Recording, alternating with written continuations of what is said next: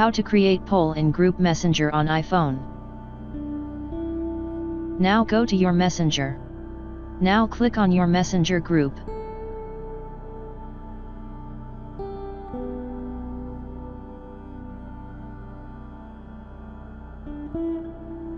Now write what you want to vote on.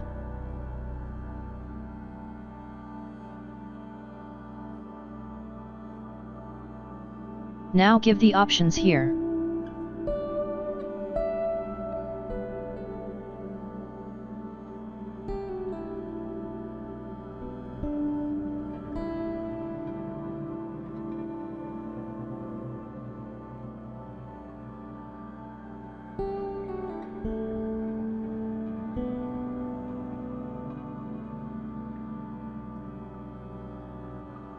See, now voting option is enabled.